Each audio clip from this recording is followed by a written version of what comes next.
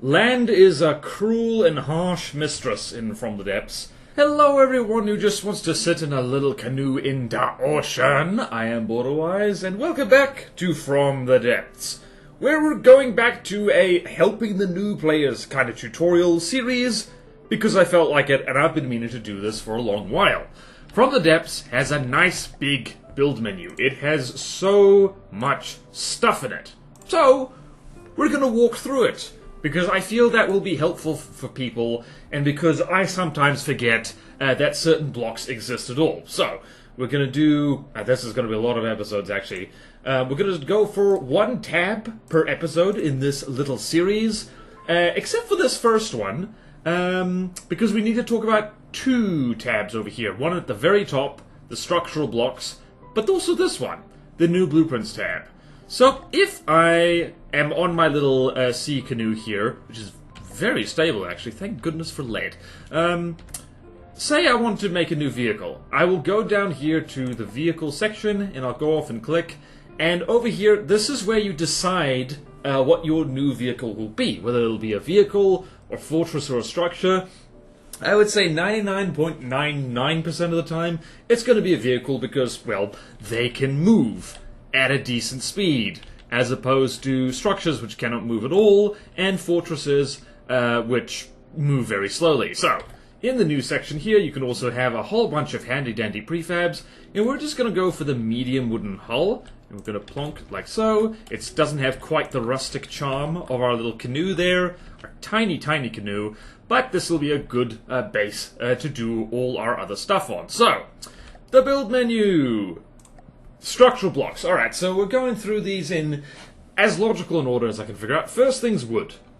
Wood is the most basic building material in the game. It is also the cheapest. So, wood, stone, light alloy, metal, and heavy armor are what I call the true structural materials, meaning it has that little tag there. You'll see it says, structurally sound, adds armor to other structural blocks. And in the case of wood, it is a max structural armor boost of plus 1.6.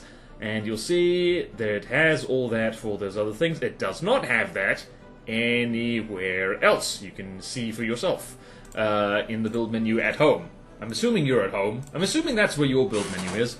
Alright, so let's talk about wood. So there's a lot of blocks, plus the transition blocks, and all of these things are basically the same for the structural blocks. It's various degrees of like health, and the shape, and the drag in particular. That's the whole idea behind slopes and wedges in particular.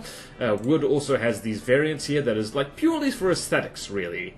It's mainly just, it actually has less health than a standard wood block, which is interesting. So yeah, it is just aesthetics in here. Wood has some variety of that, and the morph wood block is just all these variants. It just changes where it's placed. Kind of old school FTD there. So most of the time, you're going to be using a combination of 4-meter beams, slopes, and various, like, usually 4-meter stuff because you want to maximize block count, but wood is great because it is cheap, it is buoyant, and it has the best health points per cost in the game. So, that, like, it is good spammy armor or is good for very cheap vehicles. That's what wood's all about. So, the connection strut, which is the same for all these structural materials, just allows you to attach stuff. Well, place stuff that otherwise you wouldn't be able to place. So, let me demonstrate that right now. So, here we have a standard wood, well, that's a rubber block. Let's, stay on brand here. There's a wood block, and say we're going over here. Oh, we're skipping ahead, it's so nice. We have, hold on, let's do this. We have this over here. I remember this. We have this 60mm autocannon. This thing connects to other blocks from the bottom. That's the only place it really connects from, just the bottom, nowhere else. However, if you have the connection strut thing, you can place various blocks in directions that they otherwise would not be able to be placed at all, which can be very handy. You just have to bear in mind that these strut blocks are only single little blocks, and they're twice as expensive as the regular blocks, and they are quite fragile as a direct result. So, like, bear that in mind. Don't go crazy with them. I keep forgetting they exist, but they can be super, super handy if you just want to get that one thing connected there. And reinforced decking is basically halfway in terms of stats, in terms of health and armor and buoyancy between wood and metal. It is generally regarded as just, I don't know, it is purely aesthetic. If you only are going to have 1 meter of decking, reinforced wood is the way to go. Otherwise, you're better off just layering other materials, because somehow halfway between wood, which is a great material, and metal, which is a fantastic material, more on that later, you get this, which is kind of not really as good as either. So yeah, that is a bit of a bummer. Stone, though. So stone is a block which I'm trying to get myself to use more and more, because it's actually very nice. So same as the wood. It has lots of various blocks for all your hull shaping purposes, aside from decorations. But the great thing about stone is 2 things. Firstly, it's very fire resistant. So wood over here, you'll see it has a flammability stat of 80%. That means that about... it basically adds... What does it do? It basically adds fuel to any fire that's burning it to pieces. So, surprise, surprise, flamethrowers love things made of wood, as do all incendiary munitions. Stone is one of the most fire-resistant things in the game. It's only matched by... it's in fact more... It is, like, more fire-resistant than anything else, because it has 0 flammability, but... You know, in order for a fire to do full damage to it, it requires an intensity, which is basically armor penetration for fire, of 50. And it is considerably tougher than wood, a little bit anyway. So a wood beam has about 960 health. A stone beam has about 1,200 health. So stone is just great. It's tough, it's cheap, it's also it's also really EMP resistant as well. Not as good as some other materials, which we'll get to, but it's just all around useful. Fireproof, lightning proof, not the strongest thing. Almost neutral buoyancy, by the way. You'll see there, relative buoyancy is negative 1.7. It's pretty easy to make this float, so if we go over here, you can also just start a new vehicle just by doing that. If we have a stone beam like this, and we just drop that into the ocean, it will sink, but just the same amount of wood beams is enough to make it float really well. In fact, 1 wood beam is enough to make these 3 things float, because the relative buoyancy of a wood beam is like plus 110.8 minus the relative buoyancy of 3 stone beams, which is negative 7. So easily you can float a lot of stone with just a tiny bit of wood. It's lovely. Lovely, lovely. Great stuff. Need to use it more.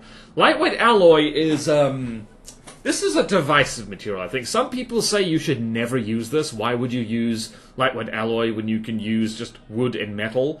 Because wood is nice and cheap and floaty. Other people swear by it. I'm kind of conflicted on it. This is very buoyant stuff, so... Lightweight alloy is the kind of thing used where you say, screw it, I just want the damn thing to float. So, what shall I do here? So, here I have a lead block. Let's see how many alloy it takes to float this. I suspect it takes quite a lot. Come on. It's almost neutral. There we go. So if I replace that with wood, you'll see that we're probably going to start sinking. No, we're not. Interesting. Interesting, interesting. Basically, alloy is the kind of thing where, like, damn it, I want this thing to be light, I want this thing to float, and it's possible armor. It is not as good as other options. We'll also have that alloy connection strut. And I should mention the plates while we're here. These things are mostly for aesthetics. Ooh, hello. Ooh, this is new. Thank goodness for an alpha test. So, this is various things just to say you've got... What have you got? Say you're making aesthetic something like this. So, what shall we do? Let's do something like this. Alright, now we've got this unsightly cornery thing here. Maybe we don't want to use deco. Maybe we just want to do... this. And that looks much nicer. That is kind of the intention behind these alloy slopey things. Oh, that's nice. Oh, that is so nice. That is so nice. So yeah, these plates are mostly just for aesthetic purposes. They are very, very squishy. Like, it's mostly just their health that is really low. The armor is the same as like the material they're made of, but their health is basically nothing. Same for the metal plates. Speaking of metal, this is your go-to material, like basically for everything. So let's just delete all this, like so. Shift delete is very handy. Metal is just good. This is like just the best stuff. So it is the same buoyancy as stone. But it is got much more health and has got really good armor. It's got the second best armor of like any material in this menu, really. And it is jolly good fire resistant. It's not as fire resistant as stone, but it also has 0% flammability. By the way, alloy is kind of weird. It's resistant to fire, but if it does burn, it does add fuel to the fire, which is a bit of a bummer if you want something light and fast. Because that means it'll go foosh if you set it on fire, and that's just very sad. So yeah, metal go-to armor, generally speaking. Like if you make your ship out of metal and you just have enough wood or alloy on the insides, you can make it float, and you can have air pumps as well. We'll get to air pumps probably next time. So yeah, metal. There's not much to say about it. It's just the default armor block. That is what it does. That is what it is good at. As for the not default armor, that's where we get to heavy armor. So heavy armor is one of the most misused kind of materials in From the Depths, or at least it can be. So wood, stone, metal, it's hard to use them wrong pretty much. Wood is nice and cheap and floaty. Stone is zap zap and burny proof. Metal is just default armored block.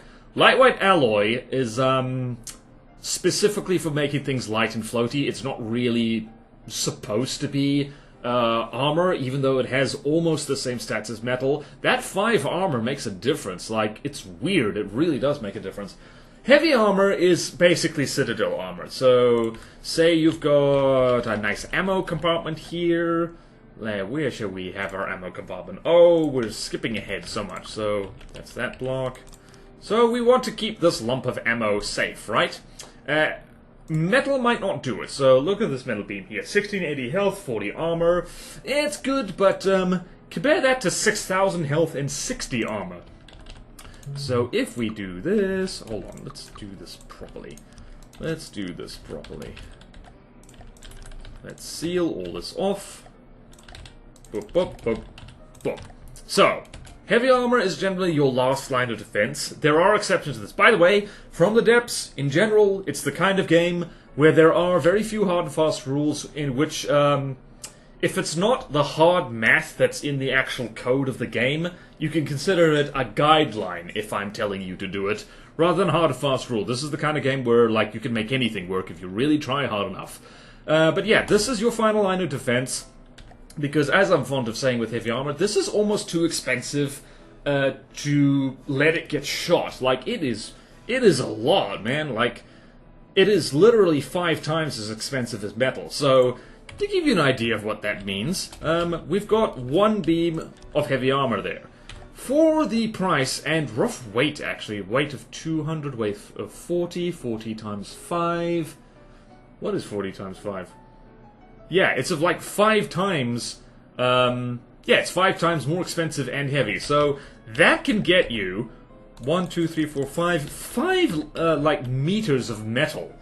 So yeah, like you got to basically make the sum is like, all right, would I get more protection from 5 meters of metal than 1 beam of heavy armor there? That is always the trade-off here. Heavy armor is the volume efficient armor, but like metal, that is just the resource efficient armor, because what is 1680? 1680 times 5, I'm definitely going to do some math here, pardon me. 1680 times 5 equals 8,400 health, which is much better at dealing with a 70 AP armor-piercing round than just 6,000 health of heavy armor. That is important. And also, you are going to see Godlies do the wedge trick, which is basically when you've got all this lovely wedges with kinetic damage reduction, because it's a slope. Yes, that's a thing in From the Depths. I should probably link to an armor tutorial where I discuss that. Did that reasonably recently, and by reasonably recently, I mean probably years ago at this point. Now, so that's heavy armor. That is generally last line of defense. Also, flammable, weirdly enough. Actually, it's more fire resistant than stone, so tell a lie earlier. But it's also got 25% flammability, just like alloy. So once this gets going, once it gets burning, it actually burns better than metal does, which is weird. Whatever the hell this is made of, it's weird stuff. Now, before we go over to this side, we should talk about Applique Panels. So, Applique Panels is basically stuff that is duct tape onto your craft, when it just needs to be that much more survivable. This is interesting stuff. It has high armor, it has better armor than metal does, but it has lousy health. So the whole point of this is that it's cheap and expendable. So let's see there.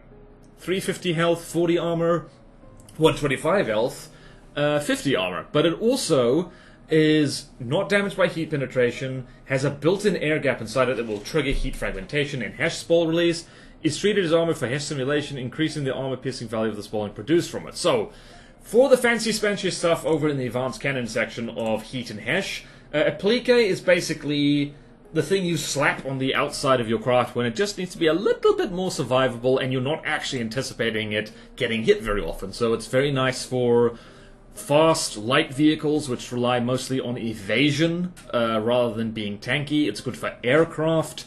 And it's just kind of, it's also a somewhat okay air gap filler. And by air gap filler, I mean it is a good idea to leave air gaps in your armor. So maybe you have a stacked layer like so, and then you have another stacked layer, and then you could fill the space, if you so desire, with stuff like this. Applique is not the best one for that. Like I said, kind of the whole point of this is that you slap it on the outside of your craft, and it just acts as a kind of buffer from explosions and whatnot. It actually pairs really well with wood, because wood is actually great at soaking up kinetic damage when you layer it really thick, but it also is very vulnerable to getting blown to pieces by frag and explosive damage, so layering Applique on the side is just a nice way of preventing a high explosive cramshell or missile from instantly killing you.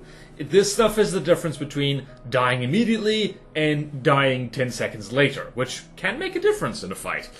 So yeah, it's also weirdly, it also is not floaty, it's also somewhat flammable, also somewhat fire resistant. Weird stuff. I don't use it that often, but it is nice to know it's there. It's an option. Now we get into the weird stuff. Like, these things are technically not structural blocks, the plates and the panels, and all this stuff over here, absolutely not true structural materials at all. So let's talk about glass. What is glass? Glass is transparent. That's its whole job. And there's also the window block in there. So if you want to put little windows in your craft, like this is where you find the window blocks. And aside from that, glass is interesting stats. It's kind of tougher than wood, barely. It has less health, so we've got 200 health, 8 armor, 150 health, and 25 armor, so it's more explosion and frag resistant than wood is, but at the same time you don't get armor stacking from this. So I've mentioned armor stacking multiple times. Basically, layer 2 pieces of armor together. What you get here, here's my handy dandy little thing. By the way, if you want to get the Toolbelt, this is where you go, and this is where you assign it onto your toolbar. I have onto the armor and health counter, so you'll see. Actually, let's do that. So you see there. Okay, go away, toolbar, go away. All right, so we've got a wood beam here, armor class 8, health 960, 100%. The stacked wood has 9.6 armor because it has another little beam behind it, so that's armor stacking. Glass, and like basically anything that isn't wood, stone, light alloy, metal, or heavy armor, doesn't get that. So glass isn't actually supposed to be armor. So you'll see here AC 25, AC 25. There's no armor difference between 2 layers of glass and just one. The one thing that glass is arguably handy for is that cameras can see through it. So if we're just going to stick a mainframe here, and we're going to have a 90-degree camera there. You'll see that it has a clear line of sight because it is seeing through glass. If we put wood there, it cannot see. Now it can see. Now it can't see. Now it can see. Now it can't see. And now it can see. Incidentally, in case you're wondering, this is like, we're skipping way ahead here, the alloy and metal portholes also can be seen. So this is a very handy way We'll discuss detection and stuff later on in the AI section. This is a great way of like armoring your cameras specifically. So yeah, glass allows you to be seen. Basically, that's all it's really good for, is cameras can see through it, and it can also, if once you're using portholes like this, you can put glass slopes in front of it to reduce drag if you want to go fast, or if you want some kinetic damage resistant, because you know what, like, 360 health isn't much, it is better than nothing, so, like, I use glass fairly often in the very specific way that you use it, but, again, there's people in the From the Depths community who basically never use it, and they just kind of laugh at the very idea of using it, so all power to them. Like I said, this game is full of guidelines rather than stuff. Oh, but now we get to one of my favorite kind of materials. This is rubber. Rubber is what you wear when you want to be safe. When in doubt, put a rubber on, it'll save you. What the hell do I mean by that? So, collision damage is a thing in From the Depths. Rubber has, well, it actually has more than one job. What I mainly use it for is collision proofing. So, we're going to need to demonstrate that by colliding with something. So, I'm going to spawn in things which have an actual engine, and I'll be back with you in a little bit. Right, so I've spawned in some 2 ships that I just happen to have lying around in a folder. I've never used these for actual anything. This is the Kemp Ridley. It's just a little cram boat with some APS duct tape onto it. I just realized that I still have my Toolbelt on. And you'll notice they have rubber on the front. Why do they have rubber on the front and on the undersides? It's so that when they inevitably collide with something, be it the ground or each other, they do not kill each other. First things first, we're going to remove the rubber from one of the Kemp Ridleys and ram them into each other. Whoops. As a fun demonstration. So, are you ready, kids? Full speed ahead! Meow, bonk. So I think we can agree that this is not ideal. You don't want your craft to kill each other when they inevitably bumble into each other, because this is From the Depths we're talking about. The AI is not very smart. Like, it's very difficult to make a sensible, smart AI in any video game, and From the Depths is no different. Now, we're going to do that again, but this time we're going to use magic rubber. Full speed ahead! Uh-oh. Right, so that didn't quite work as well, but it was much better than before. Much better than before. Proper rubber coverage is very difficult, but it is totally worth it to stop your craft from actually killing each other when they ram into that. Honestly, could have done better rubber coverage here. There's vast swathes of the hull which do not have rubber coverage. But the other thing to use rubber for is land collision. So we're gonna go set that up real quick. So here we have the Kemp Ridley again. She's pointed perilously right at the beautiful landscape of Eriwick. And we're gonna remove all the rubber off her. Just to show you what happens when you forget to bag it up. You knew I was going to make that joke. We simply, like, you knew. It's going to be especially fun with the Kemp Ridley because she uses air props rather than water props, which means that, well, she's going to keep driving even when she's over land, which is going to be very, very painful and hilarious for her. Right. Go! Full speed ahead. Actually, let's just put these here, so we can actually have the full speed ahead. Whee! Give her a minute. She's nervous, and can you blame her? Uh-oh! Land ahoy! Yep! Uh-oh! Somebody is scraping her underbelly off the land! Yep! You see that collision damage just going up more and more? Yeah. Land is a cruel and harsh mistress in From the Depths. And the AI is shockingly bad at avoiding it, because it only really checks altitude directly beneath it. So, rubber can actually mean the difference between having 0 repair bill and your ship despawning and having to rebuild the entire bloody thing from scratch. So, let's try that again, showing you what happens when your unwittingly amphibious craft actually has some rubber strapped onto it. So, Kemp Ridley again. Go forth, my weird little child. Show the world what you're made of with rubber. Yeah, bearing in mind, this thing isn't even properly rubbered. There's a lot of stuff that doesn't have rubber. Really, what you'd want rubber for in this particular instance is to make sure that when the thing runs aground, it doesn't take, like, super heavy damage and scrape its turrets off. But in this particular case, we're doing just fine. Alright, full speed reverse. This is actually why I like to use air props on my ships, by the way. It's so that when they inevitably run aground, which, again, this is from the depths, the AI is a little bit drunk, she can get herself off the land and back into water. Very handy-dandy indeed. Can't do that with water props, can ya? So that's basically rubber in a nutshell. But it's not the only thing rubber is good for. It also has a very low sonar signature, so if I just delete the Kemp Ridley over here, and I'm going to make a rubber cube. Actually, what I'm going to do is have lead, and I'm going to surround this in rubber. Actually, I'm going to go with a lead block like that. But we're getting ahead of ourselves because lead is what I'm going to talk about next. So we got a rubber cube versus a metal cube. So let's go here, practical demonstration. So we've got some sinky stuff over here.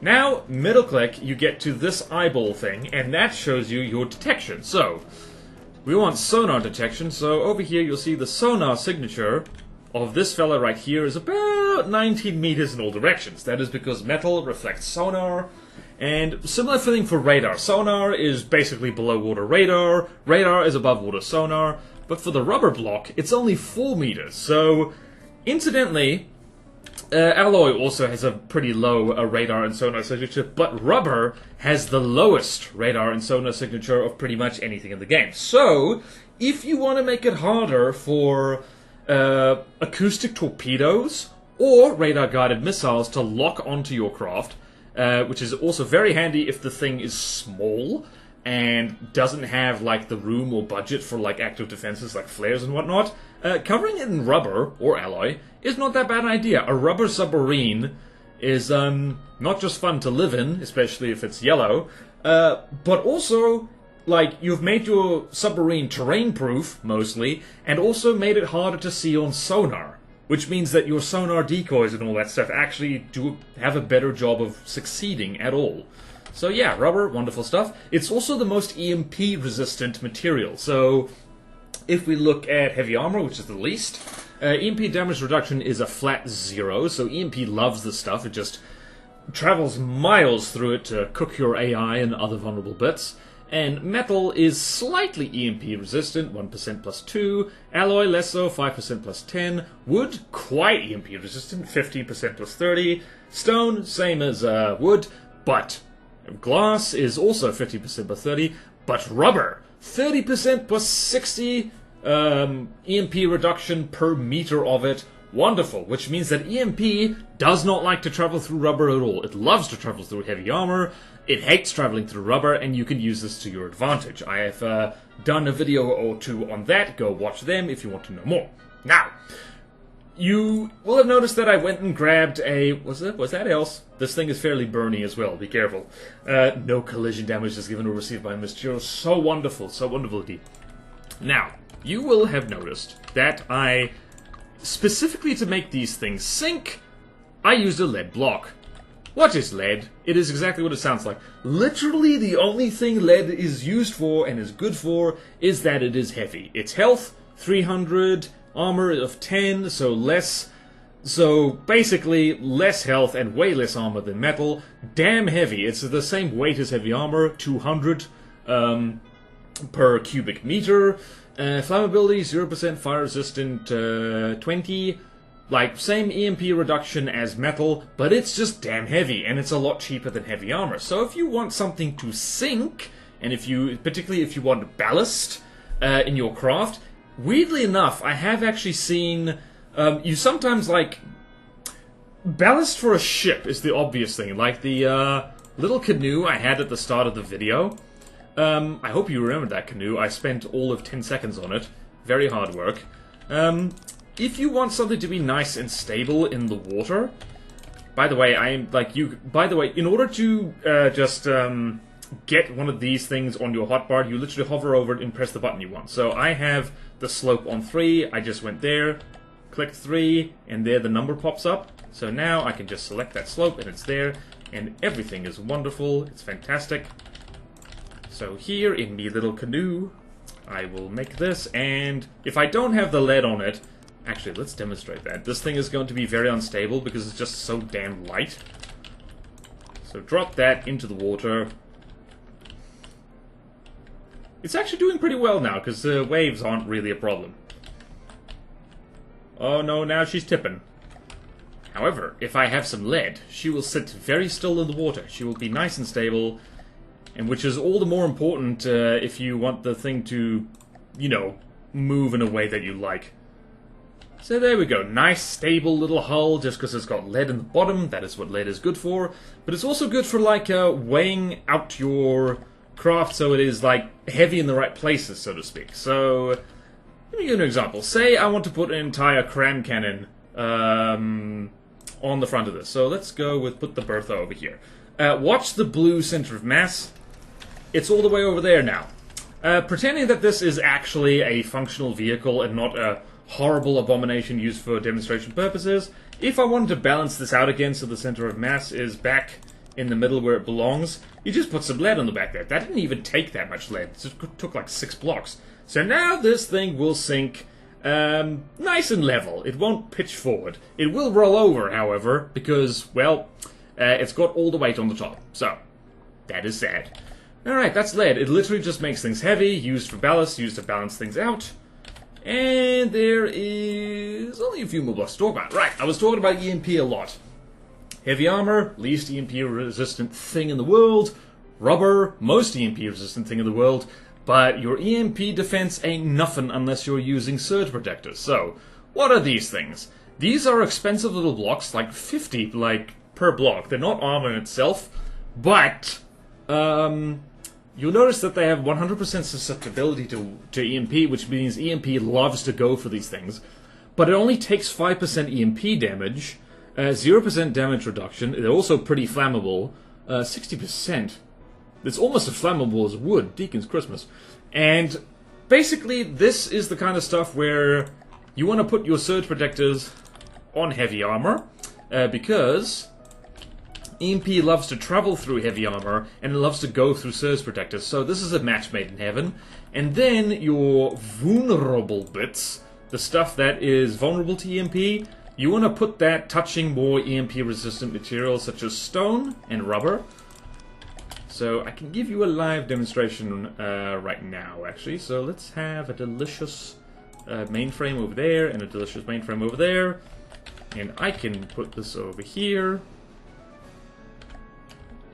So now we're going to go here and we're going to go to our... Wait, no. Shift E. We're going to go for special views. No. Damage debugging. Record EMP effects. Going to go to our Toolbelt again. And we're going to select the EMP tool. Going to set that to about 1000. Let's see if our EMP trap has worked. You'll see that that EMP bolt went straight past the 2 juicy mainframes, right for the surge protector, and ignored them on the way. If I did this, then it still does it. But if I did this, still does it. Actually, see? That, like, wow, I wasn't expecting to do that. I'm used to EMP being funky and screwing me over, but surge protectors are just like the #1 juicy target for an EMP jolt. You basically have to put them, like, hit that wow, that actually bypassed it. It bloody well bypassed it. My goodness. I learn something new every day. So anyway, that's what surge protectors are good for. They just steer EMP jolts away from your more vulnerable bits. And they are very good at that. Never leave home without them. Forgetting to EMP-proof your craft is like a mistake I have made many times because it's just something you forget. Don't be like me, remember things. Truss Blocks! Literally all this is a very lightweight frame to stick other things on. Very lightweight, very low drag, very good for making, like, you know, cranes and stuff, and nice superstructures and all that kind of groovy stuff to make your ships look good, and that's basically what it's for. ERA is weird. This has a lot of stuff in the tooltip. Basically, if a heat shell hits this, it kills the heat stream. Well, I'll just read out what's down there. This block, which looks like this, by the way, by the way, there's basically no reason to use the full block. The slope does all the same things, but is half the weight and half the cost.